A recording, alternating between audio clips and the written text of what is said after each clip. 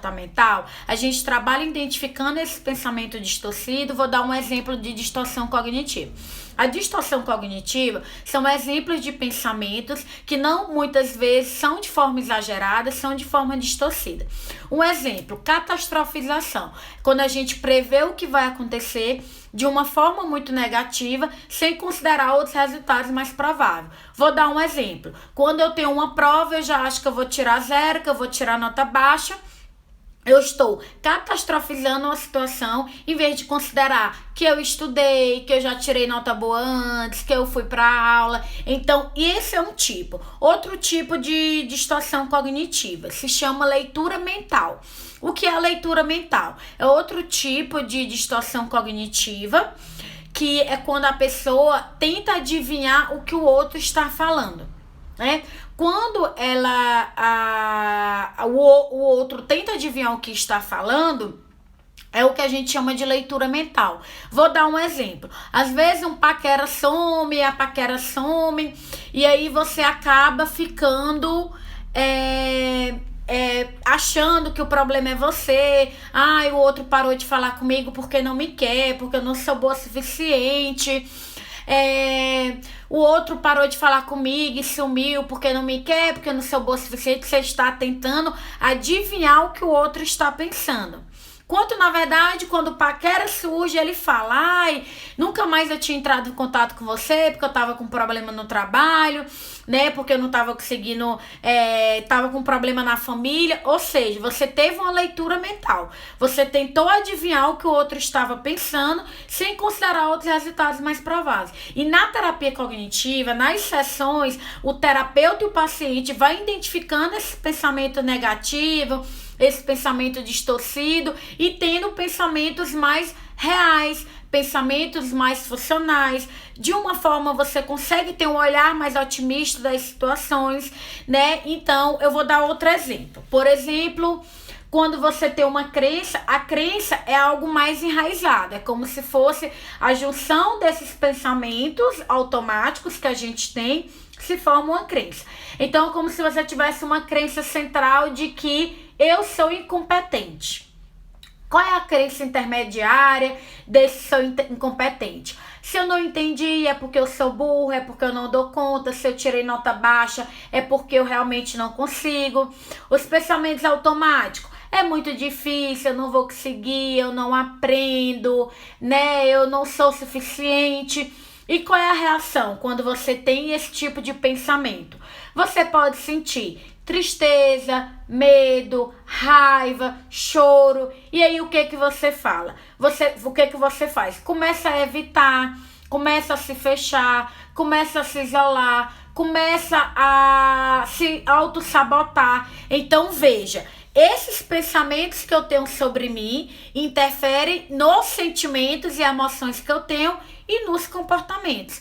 Outro exemplo, se eu tenho uma crença central de que eu sou uma pessoa ruim, geralmente os pensamentos as pessoas não gostam de mim, eu não faço bem para os outros, eu sou uma pessoa desagradável. Qual vai ser o tipo de emoções? Raiva, tristeza, medo, vergonha. E qual é o tipo de comportamento? Se isolar, se auto-sabotar nas amizades, não acreditar em você e acabar se distanciando das pessoas. Às vezes trata mal as pessoas porque tem medo de elas se aproximarem. Ou seja, todos aqueles meus pensamentos distorcidos, eles vão interferir no que eu sinto, que é emoções e sentimento, e no que eu faço, que são os comportamentos. Gente, eu queria saber se vocês estão entendendo como é que é o processo. Isso é o principal da terapia cognitivo-comportamental. Por isso, ela é muito indicada para os transtornos graves, porque a gente faz essa reconstrução do pensamento e isso age diretamente no córtex pré-frontal. Doutora, a religião pode ser ruim para o nosso psicológico às vezes? Olha, a religião, se de repente o seu líder religioso for preconceituoso ou falar algum tipo de coisa que vai lhe atrapalhar. Mas se for uma religião que não lhe atrapalha, que é saudável, que todo mundo se respeita, Falando em religião, nenhum psicólogo pode indicar religião para paciente. Não pode indicar religião, não pode indicar político, não pode indicar e ficar falando, incentivando a qualquer orientação sexual. O psicólogo vai ouvir o que o paciente traz. Se o paciente traz, doutora, eu sou católico, eu adoro a igreja, sou evangélico, sou da Umbanda, sou espiritismo, o paciente traz e a gente escuta, e lhe faz bem, como é que é, etc, como é que funciona. Isso, o paciente traz, mas nenhum psicólogo tem que falar o que é que o paciente tem que frequentar. Isso é proibido na lei. O psicólogo que fala isso, você pode denunciar para o conselho. Outra coisa que psicólogo não pode de forma nenhuma é qualquer forma de preconceito racial, de orientação sexual. É proibida essa história de reversão de orientação sexual. É proibido o psicólogo fazer isso. É proibido o psicólogo ficar falando de sessão por aí. A terapia é totalmente sigilosa. Só tem 2 casos que quebram o sigilo: tentativa à vida de alguém ou a tentativa à sua própria vida, que é o suicídio.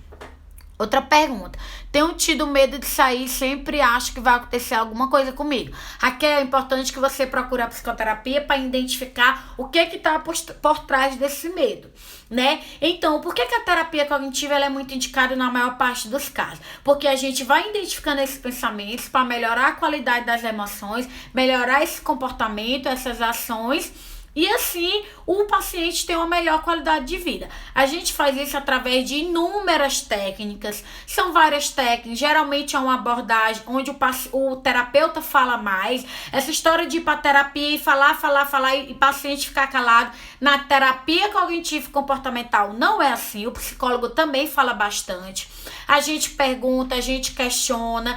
Tudo que eu estou falando aqui é da terapia cognitivo-comportamental. Se alguém que estiver me assistindo achar estranho, mas seu psicólogo for de outra abordagem, tire suas dúvidas com ele, tá bom?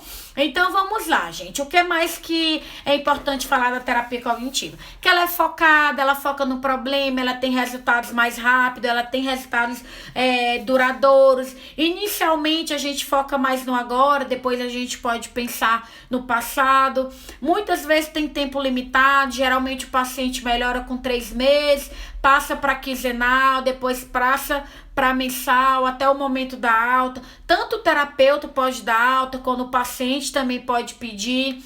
As sessões são estruturadas, a gente estuda o caso de cada paciente e planeja as sessões, as atividades que a gente vai usar, as técnicas que a gente vai usar. A terapia cognitivo-comportamental é uma abordagem que usa muitas técnicas. Existe inclusive as tarefas de casa. Andressa, o que é tarefa de casa?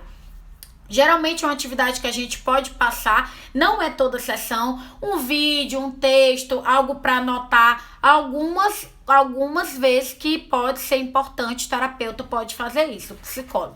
Doutora, quando achar que tem um problema ou início de transtorno mental, deve solicitar a terapia cognitiva para identificar o problema? Sim, identificar o problema. Já falei que para fazer terapia não precisa ter transtorno mental, qualquer pessoa pode fazer. Com terapia eu consigo reverter esses pensamentos ruins? Com certeza. Pensamento, comportamento e as emoções. Doutora, uma dupla personalidade é coisa grave? Gente, eu não sei o que é dupla personalidade, de verdade, eu nunca ouvi falar. Não tem nenhum transtorno que tem dupla personalidade não, com nome. Bom saber que uma hora pode ter alta, isso significa que pode. A terapia cognitivo-comportamental, ela trabalha com a alta, alguns casos mais graves dura anos, mas geralmente há alguns meses. Geralmente na terapia cognitivo-comportamental, o paciente tem uma melhora com 3 meses. Passa para quinzenal e logo depois mensal até o momento da alta. A gente ensina o paciente a ser seu próprio terapeuta, saber lidar com as dificuldades do dia a dia. Então a gente ensina as técnicas pro paciente, por isso que ela é uma abordagem que ela é mais focada, ela é estruturada. Então, quando vocês escutarem alguém falando que psicoterapia é só um diálogo, é só uma conversa, vocês precisam quebrar esse preconceito e levar que a gente usa o diálogo, a gente usa a escuta, assim como um professor utiliza a fala para dar aula dele. Mas tudo é embasado em técnica, tudo é baseado em ciência. A gente utiliza várias técnicas, a terapia cognitivo-comportamental principalmente. Então nada é solto, não é só uma conversa, não é só um diálogo. Essa história de dizer que conversar, eu converso com as minhas amigas, não tem nada a ver. Isso eu estou falando de psicólogo fazendo psicoterapia. Essas coisas que estão inventando na moda, tudo isso aí acaba prejudicando o tratamento. Todo dia eu recebo pessoas que vêm cada vez mais tristes, magoadas, decepcionadas, porque procuraram terapeuta de não sei de quê, terapia de não sei de quê, essas invenções da moda que não dá certo. Eu nunca atendi uma pessoa, eu tô falando sem medo de errar, que procurou essas terapias da moda e acabou ajudando. Transtorno mental, obrigatoriamente, é tratado com psicólogo e psiquiatra, tá? Traumas é tratado com psicólogo, com psiquiatra, tudo isso tem anos de estudo, é comprovado. O que mais, gente? Resumindo, psicólogo não passa remédio, não passa floral, não passa chá, psicólogo não passa nada. Quem passa a medicação é o psiquiatra, tá? Psicólogo não pode atender amigo, um familiar, que ele saiba da vida, porque é importante que a gente tenha uma neutralidade, é importante que a gente não se envolva no caso. Andressa, TAG tem cura? Olha, quando fala de cura que nunca mais eu vou ter, a resposta é não. Por quê? Porque quem tem transtorno de ansiedade pode passar anos sem um episódio grave de ansiedade, mas um dia pode ter. Então, se você falar cura como eu tratei hoje e nunca mais vou ter, não tem como dar essa garantia. Mas você pode tratar aqui o transtorno de ansiedade e pode passar anos sem ter, pode passar meses sem ter os sintomas. Eu espero que você tenha entendido, tá bom? Faz hora que você estava perguntando, eu estava esperando o momento de falar, tá? Mas tem tratamento, os sintomas desaparecem, tomando a medicação, fazendo a terapia. Agora, garantir eu nunca mais vai ter sintoma, a gente não garante. Então, se você usar a palavra cura com isso, a resposta é essa, né? Então, gente, o que é mais importante saber sobre psicólogo, né? Que ele não tem que dar opinião pessoal, ele não tem que ficar interferindo o que acha ou deixa de achar, não tem que estar mandando o paciente para religião tal e religião tal, tem o sigilo, que não precisa ter transtorno mental, qualquer pessoa pode fazer, que é proibido dar medicação, que a relação, né, não pode ter nenhuma relação que vai interferir de forma negativa. É uma abordagem que ela é mais focada, tem um momento da alta, que a gente prepara a sessão, a gente estuda, a gente às vezes passa por uma tarefa de casa do paciente, mas nem é toda vez, não é nada que a gente fique cobrando. Ela é educativa, a gente ensina o paciente a ser seu próprio terapeuta, a sessão é estruturada, ela tem metas, inclusive a gente pergunta pro paciente, né, qual é a sua meta aqui na psicoterapia, e é pro paciente melhorar. Gente que fica dizendo que vai para terapia e não melhora. Na terapia cognitivo-comportamental, se o paciente está dedicado ao processo e o psicólogo for um bom terapeuta, estranho se dentro de 3, 4 meses não houver pelo menos uma pequena melhora. Outras abordagens eu não sei, deve ter abordagem que demora. Eu só estou falando da terapia cognitivo-comportamental. Eu quero que isso fique claro. Se você ouvir alguma coisa aqui que seu terapeuta não faz, ou deixa de fazer, mas ele tem outra abordagem, como psicanálise, gestalt, você tem que tirar suas dúvidas com ele. Tudo que eu estou falando aqui é da terapia cognitivo-comportamental. Então, ela é focada, ela foca mais no presente, ela foca no problema, ela tem resultados mais rápidos, resultados duradouros. A gente identifica esse pensamento distorcido, onde a gente melhora a qualidade das emoções e do comportamento. A aliança terapêutica é indispensável. Quem está fazendo terapia, psicoterapia, e que não se dá bem com o psicólogo, não gosta do psicólogo, não tem uma boa aliança, repense, porque talvez não vai ajudar. É importante que você goste das sessões, é importante que você tenha uma aliança terapêutica saudável com seu psicólogo. E terapia, toda psicoterapia é para você melhorar. Se você faz uma psicoterapia e não melhora em nada, sendo que você está se dedicando, alguma coisa errada tem. Gente, eu acho que eu tô aqui há muito tempo, eu acho que eu já falei o importante. Eu queria, nesses últimos minutos, que vocês perguntassem as últimas dúvidas sobre terapia cognitivo-comportamental e sobre psicoterapia. Vamos lá, gente, eu vou responder as últimas perguntas. Me mandem rápido, porque eu já tô aqui com meia hora, gente. Já é 10 horas, eu entrei 9h30. Me mandem aí as perguntas rápido, por favor. Somente sobre a psicoterapia e sobre terapia cognitivo-comportamental.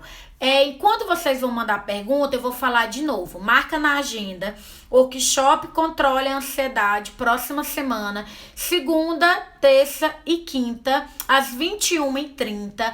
Eu, a doutora Luana, a doutora Thalita e o doutor Leonardo, 3 excelentes psiquiatras. Inclusive, eu recomendo vocês seguirem ele. Vão estar aqui para tirar as dúvidas. Vamos falar sobre o transtorno do pânico, ataque de pânico, transtorno de ansiedade, causa, sintoma, tratamento, dica para melhorar. Vamos falar sobre tudo. Eu quero pedir um favor para vocês.